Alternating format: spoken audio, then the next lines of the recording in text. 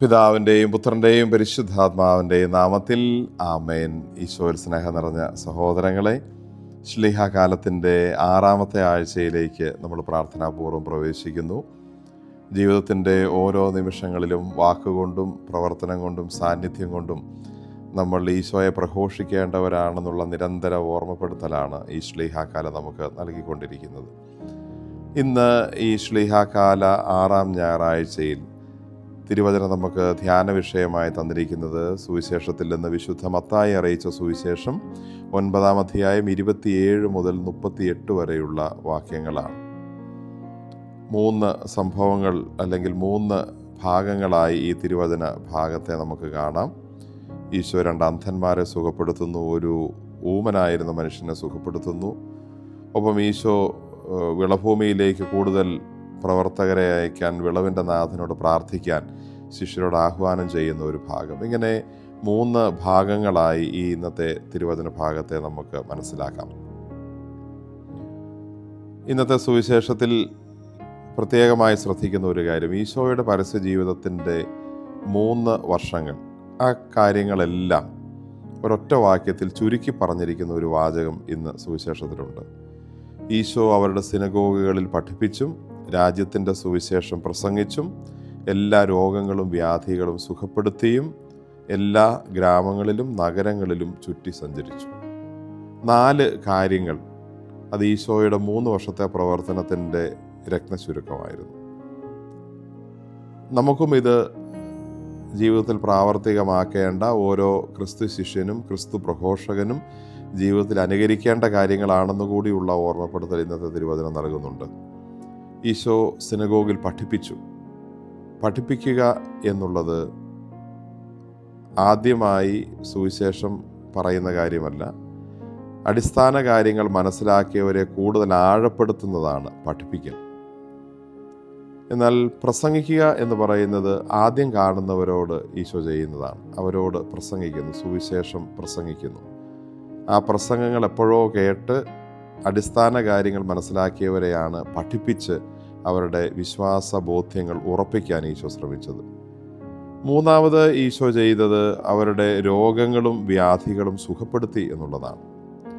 ഈശോ ദൈവവചനം പ്രഘോഷിച്ചതിൻ്റെ, സുവിശേഷം പറഞ്ഞതിൻ്റെ ഒരു ഉറപ്പിക്കൽ കൂടിയായിരുന്നു ഈശോയുടെ പ്രവർത്തനങ്ങളിലൂടെ സംഭവിച്ച ഈശോ സുഖപ്പെടുത്തൽ എന്ന കാര്യം. ഈശോയുടെ വാക്കും പ്രവൃത്തിയും സാന്നിധ്യവും ഓരോ കാര്യവും കണ്ടവരെയെല്ലാം കണ്ടുമുട്ടിയവരെയെല്ലാം സുഖപ്പെടുത്തുന്ന കാര്യങ്ങളായിരുന്നു. 4ാമത് ഈശോ എല്ലായിടത്തും ചുറ്റി സഞ്ചരിച്ചു എന്ന് പറയുന്നു. ഒരിടത്ത് മാത്രമായി ഒതുങ്ങാതെ, ചിലർക്ക് മാത്രമായിട്ട് കിട്ടാതെ, എല്ലായിടത്തും വ്യാപിക്കുന്ന സുവിശേഷത്തിൻ്റെ ഒരു പ്രകാശനം കൂടിയാണത്. സാധാരണ മനുഷ്യരെക്കുറിച്ചും പറയാറുണ്ട്, നമ്മളാരും കിണറാകരുത്, പുഴയാകണം എന്ന് പറയാറുണ്ട്. ഇത് രണ്ടും ആളുകൾക്ക് വെള്ളം നൽകുന്ന കാര്യങ്ങളാണ്, കിണറും പുഴയും. കിണർ പക്ഷേ ഒരു സ്ഥലത്ത് മാത്രം നിൽക്കുന്നതാണ്. അവിടേക്ക് എത്തുന്നവർക്ക് മാത്രമാണ് അതിൽ നിന്ന് ജലം കിട്ടുന്നത്. എന്നാൽ പുഴ എല്ലായിടത്തേക്കും ഒഴുകുന്നു. അത് കടന്നു പോകുന്ന വഴികളിലെല്ലാം ആ മണ്ണിനെ നനയ്ക്കുകയും അവിടെ കൃഷിയും ഫലമൂലാദികളും എല്ലാം സമൃദ്ധമാകാൻ സഹായിക്കുകയും ചെയ്യുന്നു. ഈശോ ഒരു കിണറായിട്ട് ഒരിടത്ത് നിൽക്കുകയായിരുന്നില്ല, മറിച്ച് പുഴയായിട്ട് ഒഴുകുകയായിരുന്നു. ഗ്രാമങ്ങളിലും നഗരങ്ങളിലും എല്ലാം ചുറ്റി സഞ്ചരിച്ച് ഈശോ ദൈവത്തിൻ്റെ രാജ്യം പ്രസംഗിച്ചു. എല്ലായിടത്തും ആളുകളെ സുഖപ്പെടുത്തി. ആദ്യം കാണേണ്ടവരോട് പറയേണ്ട പ്രസംഗം ഈശോ നടത്തി. വിശ്വാസത്തിൽ ആഴത്തിൽ ഉറപ്പിക്കേണ്ടവരെ പഠിപ്പിച്ചു. അങ്ങനെ ഒരു ക്രിസ്തു ശിഷ്യൻ്റെ ജീവിതവും ഇതുതന്നെ ആവണം എന്ന് ഈശോ ഓർമ്മിപ്പിക്കുന്നു. ചിലരോട് ആദ്യമായി നമുക്ക് പറയുമ്പോൾ അവരോട് പ്രസംഗം പോലെ ദൈവരാജ്യത്തെക്കുറിച്ച് പറയണം. ചിലരെ പഠിപ്പിക്കണം, അവരെ കൂടുതൽ ആഴപ്പെടുത്തേണ്ട കാര്യമുണ്ട്.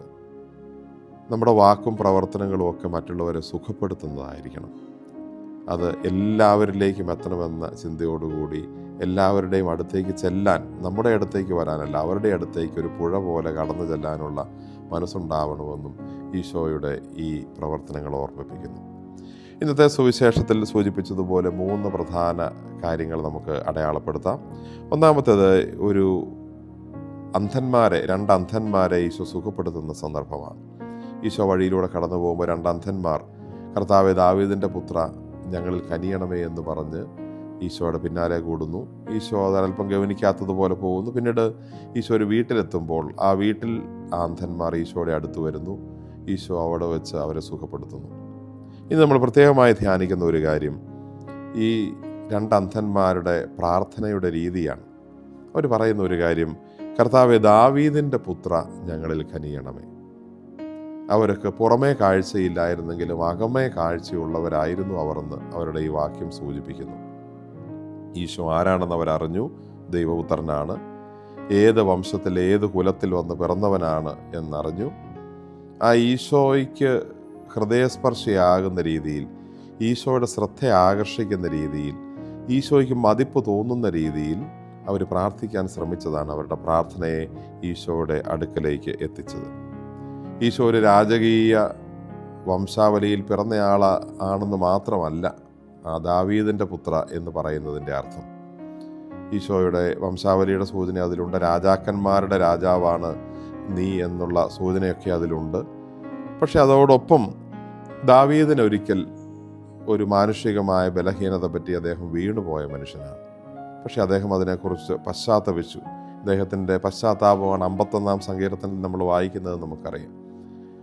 ആ ദാവീദിൻ്റെ വലിയ തെറ്റ് അദ്ദേഹം അനുദപിച്ചപ്പോൾ ക്ഷമിക്കാൻ തയ്യാറായ, ദാവീദിൻ്റെ ബലഹീനതയിൽ അദ്ദേഹത്തോട് സഹതപിക്കാൻ, ക്ഷമിക്കാൻ തയ്യാറായ ദൈവമേ, ഞങ്ങളുടെ ഈ കണ്ണ് കാണാത്ത അന്ധതയുടെ ബലഹീനതയിൽ ഞങ്ങളെ സഹായിക്കണമേ എന്ന് അവർ ദാവീദിൻ്റെ ആ ഒരു കാര്യം പറഞ്ഞ് പ്രാർത്ഥിച്ചത് ഈശോയുടെ ഹൃദയത്തെ പെട്ടെന്ന് സ്പർശിച്ചു. അത് ഈശോയെ ഒരേ സമയം അംഗീകരിച്ച് ഏറ്റുപറയലായിരുന്നു, മറുവശത്ത് പാപികളോടും ബലഹീനരോടും കരുണ കാണിക്കുന്ന ദൈവത്തിൻ്റെ കാരുണ്യം ചോദിക്കുന്ന കാര്യവുമായിരുന്നു. നമ്മുടെ പ്രാർത്ഥനകളും ദൈവം കേൾക്കണമെങ്കിൽ ഉണ്ടാവേണ്ടത് ഇത്തരം ചില കാര്യങ്ങൾ കൂടി നമ്മുടെ പ്രാർത്ഥനയിൽ ഉൾച്ചേർക്കലാണ്. ദൈവത്തിൻ്റെ മനസ്സറിഞ്ഞ് പ്രാർത്ഥിക്കുമ്പോഴാണ് നമ്മുടെ പ്രാർത്ഥനകളും ഉത്തരം കിട്ടുന്നതാകുന്നത്.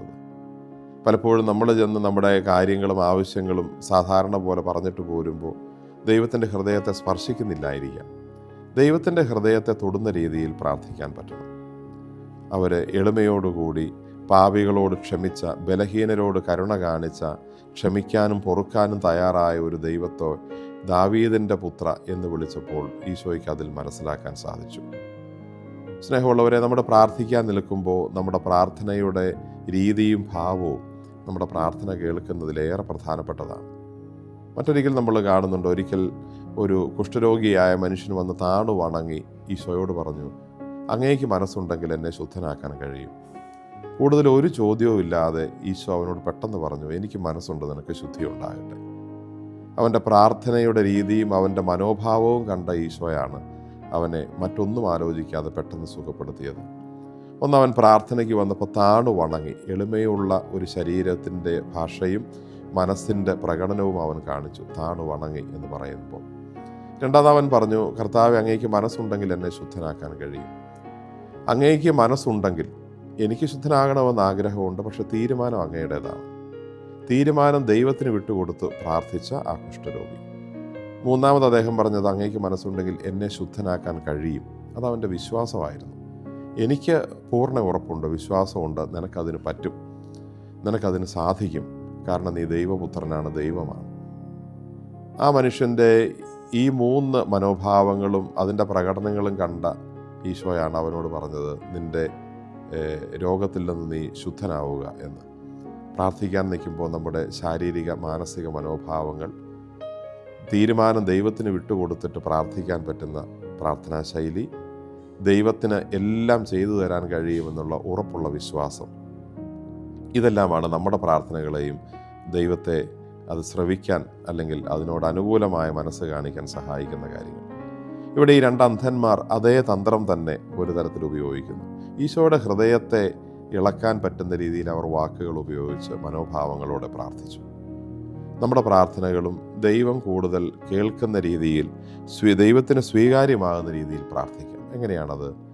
നമ്മളൊരു പക്ഷേ പ്രാർത്ഥിക്കുമ്പോൾ നമ്മുടേതായ അഹങ്കാരങ്ങളും നമ്മുടേതായ ധാർഷ്ട്യങ്ങളും വെടിഞ്ഞ് എളിമയോടുകൂടി പ്രാർത്ഥിക്കണം.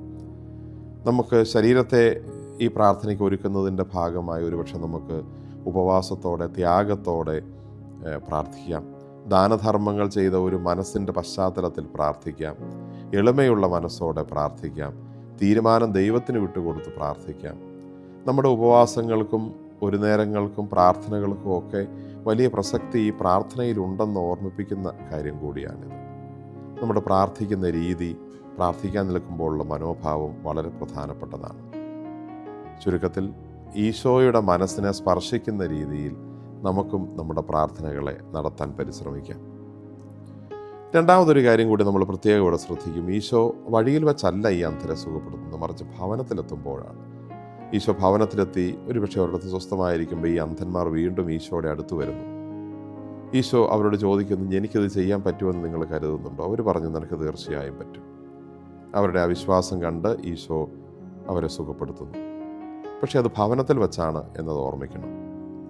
ഭവനത്തിനും അതിലെ ദൈവ സാന്നിധ്യത്തിനും ഭവനത്തിൽ വെച്ച് നടത്തുന്ന പ്രാർത്ഥനകൾക്കും വലിയ അത്ഭുതകരമായ ശക്തിയുണ്ടെന്ന് ഈശോ ഓർമ്മിപ്പിക്കുന്നു.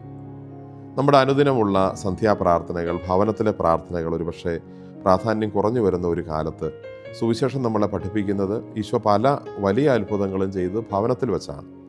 ഈ അന്ധന്മാരെ സുഖപ്പെടുത്തുന്നത് ഒരു ഭവനത്തിൽ വെച്ചാണ്. ഈശോ തളർവാദ രോഗിയെ സുഖപ്പെടുത്തുന്ന ഒരു വീട്ടിൽ പ്രസംഗിച്ചു കൊണ്ടിരുന്നപ്പോഴാണ്, ഭവനത്തിൽ വെച്ചാണ്. പത്രോസിൻ്റെ അമ്മായിമ്മയെ ചെന്ന് സുഖപ്പെടുത്തുന്നത് ഭവനത്തിൽ വെച്ചാണ്. ജായറോസിൻ്റെ മകളെ ഉയർപ്പിക്കുന്നത് അവൻ്റെ ഭവനത്തിൽ വെച്ചാണ്. വീട്ടിൽ വച്ച് ദൈവത്തോട് ആത്മാർത്ഥമായി നടത്തുന്ന പ്രാർത്ഥനകൾക്ക് അത്ഭുതങ്ങൾ സൃഷ്ടിക്കാനുള്ള കഴിവുണ്ടെന്ന് ഇന്നത്തെ സുവിശേഷം നമ്മളെ ഓർമ്മിപ്പിക്കുകയാണ്. നമ്മുടെ ഒരുമിച്ചുള്ള കുടുംബ പ്രാർത്ഥനകളെ കൂടുതൽ ഗൗരവമായി എടുക്കാനും അതിൽ ആത്മാർത്ഥതയോടെ പങ്കുചേരാനുമുള്ള വലിയൊരു സന്ദേശം കൂടിയാണ് ഇന്നത്തെ സുവിശേഷം നൽകുന്നത്. രണ്ടാമത്തെ ഒരു സംഭവം ഈശോ ഒരു ഊമനെ സുഖപ്പെടുത്തുന്നതാണ്. തിരുവചനം പറയുന്നു, പിശാച് അവനെ വിട്ടുപോയപ്പോൾ ആ ഊമൻ സംസാരിച്ചു. സാധാരണ രീതിയിലുള്ളൊരു സംസാരം ആ തിന്മ വിട്ടുപോയപ്പോഴാണ് നടന്നത്. സ്നേഹമുള്ളവരെ, അതിൻ്റെ അർത്ഥം അതുവരെ ആ പിശാച് ബാധിതന് ഒരു തരത്തിലുള്ള ശബ്ദവും ഉണ്ടാക്കുന്നില്ല എന്നല്ല. അവൻ എന്തൊക്കെയോ പറയുന്നുണ്ടോ. ചിലയിടത്ത് പിച്ചും പേയുമാണ്. ശവക്കല്ലറകളിൽ നേറ്റു വന്ന മറ്റൊരു പിശാച് ബാധിതൻ യുക്തി ഇല്ലാത്ത സംസാരിക്കുന്നതൊക്കെ നമ്മൾ മറ്റൊരവസരത്തിൽ കാണുന്നുണ്ട്. ഇവർ സംസാരിക്കുന്നുണ്ട്. പക്ഷേ പിശാച് പിടിച്ചു കഴിയുമ്പോൾ സാധാരണ രീതിയിലുള്ള നല്ല സംസാരങ്ങൾ, മാന്യമായ സംസാരങ്ങളൊക്കെ ഇല്ലാതാവും. ഇപ്പം നമുക്കെല്ലാം അറിയാം, നമ്മുടെ നാട്ടിൽ വലിയ ലഹരി മരുന്ന് വേട്ട നടക്കുകയാണ്. തൂഫാൻ എന്ന പേരിൽ സർക്കാർ എടുത്തിരിക്കുന്ന ഒരു വലിയ ഒരു ഇനീഷ്യേറ്റീവാണത്. നമ്മുടെ നാട്ടിൽ നിന്ന് പിശാചിനെ, തിന്മയെ, മയക്കുമരുന്നിനെ മൂടോടെ പറിച്ചു കളയാനുള്ള വലിയൊരു പരിശ്രമമാണത്. സമൂഹത്തെ ബാധിച്ചിരിക്കുന്നൊരു വലിയ തിന്മയാണ്, പിശാചാണ് ഈ മയക്കുമരുന്ന്. നമ്മുടെ എത്രയോ ചെറുപ്പക്കാരെയും കുടുംബങ്ങളെയുമാണ് അത് വഴിയാധാരമാക്കുന്നതെന്ന് നമുക്കറിയാം. ഭരണാധികാരികൾക്ക് ഇത്തരം നല്ല ചിന്തകൾ ദൈവപ്രേരണയാൽ കിട്ടാനും സമൂഹത്തിൻ്റെ നന്മയ്ക്കായി ഇത്തരം കാര്യങ്ങൾ പ്രാവർത്തികമാക്കാനും വീണ്ടും അനുഗ്രഹം കൊടുക്കട്ടെ എന്ന് നമുക്ക് പ്രാർത്ഥിക്കാം. അപ്പോൾ ഇത്തരം പ്രവർത്തനങ്ങളോട് സർവാത്മന സഹകരിക്കുകയും ചെയ്യാം. നമ്മുടെ നാട്ടിലെ ഏറ്റവും വലിയ പിശാചിൻ്റെ കടന്നുപിടുത്തമാണ് ഇപ്പോഴത്തെ മയക്കുമരുന്ന്. അതിനെ നമ്മുടെ നാട്ടിൽ നിന്ന് പൂർണ്ണമായും എടുത്തു മാറ്റണമേ എന്ന് നമുക്ക് ഇന്നത്തെ വിശുദ്ധ കുർബാനയിലും പ്രാർത്ഥിക്കാം. മൂന്നാമതൊരു കാര്യം കൂടി ശ്രദ്ധേയമാകുന്നു. ഈശോ ആൾക്കൂട്ടങ്ങളെ കണ്ടപ്പോൾ ഈശോയ്ക്ക് അവരുടെ അനുകമ്പ തോന്നി എന്ന് പറയുന്നു. ഈശോയുടെ അനുകമ്പയിൽ നിന്നാണ് ഓരോ അത്ഭുതവും. അത് 5 അപ്പം വർദ്ധിപ്പിച്ചതാകട്ടെ, രോഗികളെ സുഖപ്പെടുത്തിയതാകട്ടെ, കാനായിൽ വീഞ്ഞ് വർദ്ധിപ്പിച്ചതാകട്ടെ, എല്ലാം ഈശോയ്ക്ക് തോന്നിയ അനുകമ്പയിൽ നിന്നാണ് നന്മകളായി ഉണ്ടായി വന്ന കാര്യങ്ങൾ സംഭവിച്ചത്. സ്നേഹമുള്ളവരെ, നമുക്കും ഈശോ കണ്ടതുപോലെ അനുകമ്പയോടെ കാണാൻ, അനുകമ്പയോടെ സംസാരിക്കാൻ, സ്നേഹത്തോടെ, ആർദ്രതയോടെ, അനുകമ്പയോടെ ഇടപഴകാൻ, പെരുമാറാൻ, അനുകമ്പയുള്ള മനോഭാവം നമ്മുടെ ഹൃദയത്തിലുണ്ടാകാൻ ഇടയാകട്ടെ. അങ്ങനെയാണ് നമ്മൾ ഈശോയിലേക്ക് വളരുന്നത്. ഈ കാര്യങ്ങൾ കേൾക്കുന്നത് കൊണ്ട് മാത്രമല്ല, ഇത് പ്രാവർത്തികമാക്കുമ്പോഴേ നമുക്കത് അനുഭവമാവുകയുള്ളൂ, അല്ലെങ്കിൽ അത് ദൈവികമായി മാറുകയുള്ളൂ. മറ്റുള്ളവരോട് അനുകമ്പയോടെ സംസാരിക്കാനും കാണാനും അവരെ മനസ്സിലാക്കാനുമുള്ള ഒരു വിശാലമായ ദൈവികമായ ഹൃദയം കിട്ടാൻ കൂടി നമുക്ക് പ്രാർത്ഥിക്കാം. ശ്ലീഹാകാലത്തിൻ്റെ ഈ 6ാമത്തെ ഞായറാഴ്ചയിൽ ദൈവം നമ്മളെ എല്ലാവരെയും സമൃദ്ധമായി അനുഗ്രഹിക്കട്ടെ. പരിശുദ്ധാത്മാവിൻ്റെ ശക്തിയോടും ചൈതന്യത്തോടും കൂടെ ജീവിതത്തിൽ വാക്കുകൊണ്ടും പ്രവർത്തനം കൊണ്ടും ഓരോ നിമിഷവും ഈശോയെ പ്രസംഗിക്കാൻ സ്വർഗം നമ്മളെ സഹായിക്കുകയും ചെയ്യട്ടെ. ആമേൻ.